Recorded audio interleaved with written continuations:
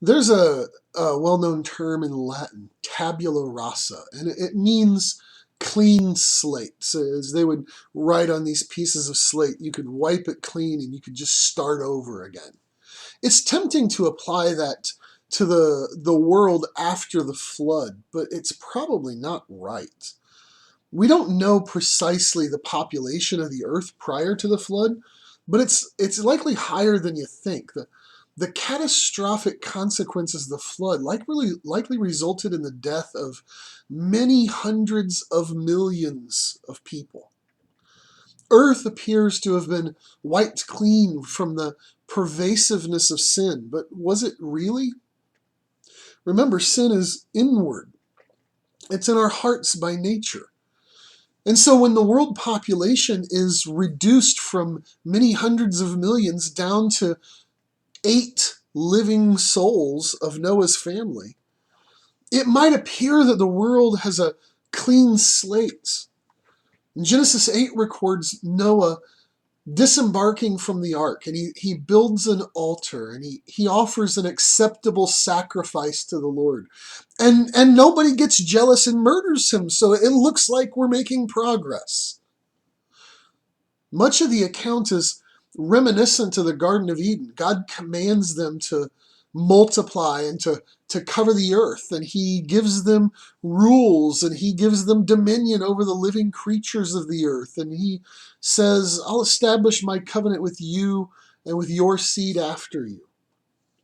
Unfortunately, that's not all that mirrors the Garden of Eden story. Just like the creation account is followed by the fall, Genesis 9 shows the failure of Noah and his family.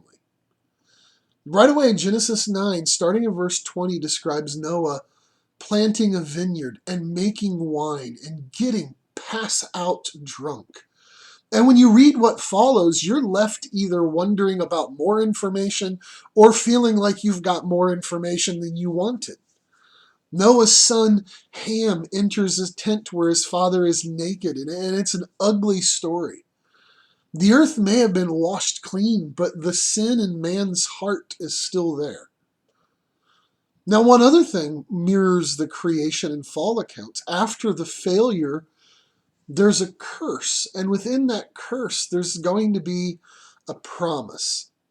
So what happens in Genesis 9 is tradition dictates Noah looks to his sons to give them a blessing or a curse, but he doesn't address Ham, that son from the tent. Instead, Noah speaks to Ham's brothers, Shem and Japheth, and then Ham's son, Canaan.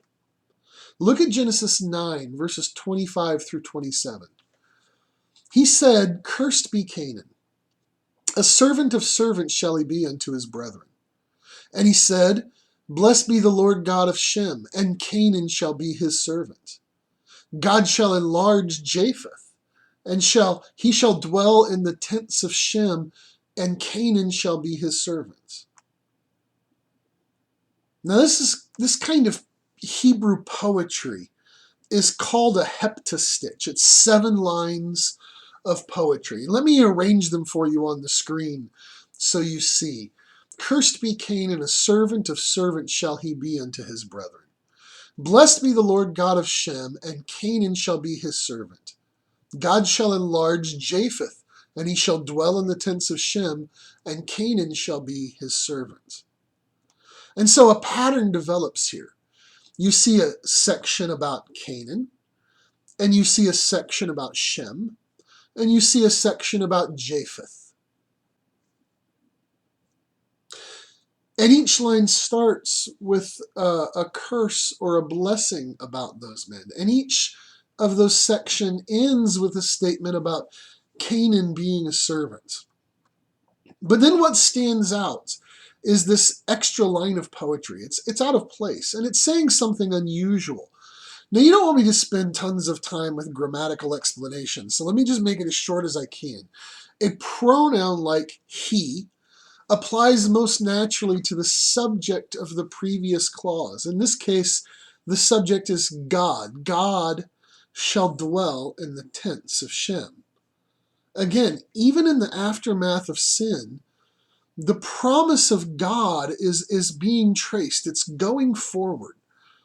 The promise of God started with the seed of the woman in Genesis 3:15, and then to Seth, and then down that lineage to Noah, and now it's going to Noah's son Shem. Now there's one more story in this downward spiral of sin in the first section of Genesis.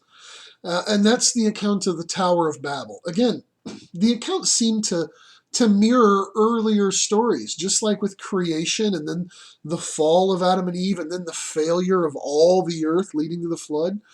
What we have is the flood and then the failure of Noah's family and then the entirety of humanity still disobeying God. Here's God's command to humanity following the flood. God blessed Noah and his sons and said unto them, be fruitful and multiply and replenish the earth. That is, spread out, fill the whole earth. Now, they didn't do it. Genesis 10, when you read it, it's called the Table of Nations, and it records 70 major families, but they're still traveling as one unit and one society. It's describing what will happen after the events of Genesis 11. Each of those families will be scattered, but not until the events of Genesis 11 sends them out. So instead of scattering, replenishing, filling the earth according to God's command, here's what they do. Genesis 11, verse 1 says the whole earth was of one language and of one speech. Verse 4 says, they said, go to, let us build a city and a tower whose top may reach unto heaven, and let us make a name, lest we be scattered abroad upon the face of the whole earth. So humanity is determined to create a kingdom, not a kingdom under the authority of God, but one that's going to rise up above the authority of God. They've rejected every command, they've rebelled against his authority, and they want to elevate themselves instead. Now, the place this happens is interesting. Genesis 11, verse 2 tells us it's in the plain in the land of Shinar. It's what we call Mesopotamia, consisting mostly of the land between the Euphrates and Tigris rivers. The tower is called Babel, but later in the Bible story, we find the city of Babylon there. You might just want to tuck that into the back of your head for a while. But God keeps his promise to Noah. He's not going to destroy the world in a flood. But he also is not going to allow the wickedness and rebellion at Babel to continue. And so he confounds their speech. Right? It's hard to build a tower when the engineer speaks Chaldean and the brickmaker speaks some Indo-European language and the guy with the hammer is talking in some pre-Asian dialect, right? They can't work together. Turns out they can't even live together. They spread out, which is what God had commanded them to do. As Moses begins this grand plan of redemption through Jesus Christ, as he's telling this story, what we've seen is the pervasiveness of sin. The earth is being populated by wicked creatures. We've got different families and different nations and different languages, but all of them are carrying with them the common problem of sin. The story has been set up now for the second part of Genesis. Starting in Genesis 12, something else is brewing over there in the land of Mesopotamia. Out of that area of Babel or Babylon, God is going to call an idol-worshipping pagan named Abram. We shouldn't be surprised to find that Abram is a descendant of Noah's son Shem.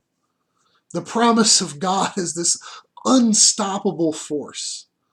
And God makes a covenant with Abram. He says, I'll make you a great nation, and in you will all the families of the earth be blessed. So these self-exalting humans, God had stopped their rebellion by scattering them with the intention of gathering them back together on his own terms. Ultimately, the failure of the Tower of Babel is the success of God's plan. There can't be just one family. There can't be just one language. There can't be just one nation. That is not grand enough for what God has planned. So the failure of this kingdom-making plan at the Tower of Babel sets the stage for the coming kingdom of Jesus. By the time this grand story of redemption is done, the redeemed subjects of King Jesus are going to be singing to him in Revelation 5:9. You have redeemed us to God by your blood, out of every kindred and language and people and nation. And so as God scatters them throughout the earth, it's with a plan to gather them back together under the headship and authority of King Jesus.